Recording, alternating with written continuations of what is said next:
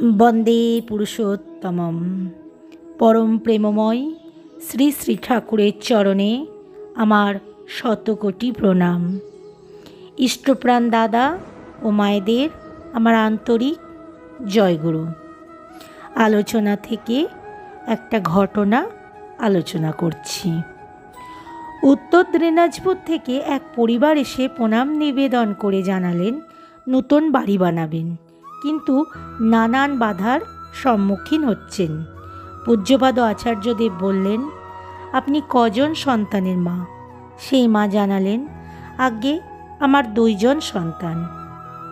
এরপর তিনি বললেন, বাচ্চা হওয়ার সময় কষ্ট হয়েছিল নিশ্চয়ই, আর তাই জন্যই তো সন্তানের অস্তিত্ব এত সুখের। তাহলে এইবারও বাধা হবে, কষ্ট হবে, লেগে থাকতে হবে, সব হয়ে যাবে। যেমন মনে করো সবজি রান্না হচ্ছে, নিচে আগুন আছে, তার উপরে কড়াইয়ের বাধাটা যদি না থাকতো সব সমেত গিয়ে আগুনের মধ্যেই পড়তো। কড়াইয়ের বাধা আছে বলেই রান্নাটা হচ্ছে, তেমন বাধা নিয়েই তো আমরা এগিয়ে চলছি। যাও, যা করলে বাধা দূর হবে সেটা করো, এটাও হয়ে যাবে। জয় গুরু। শান্তি শান্তি শান্তি।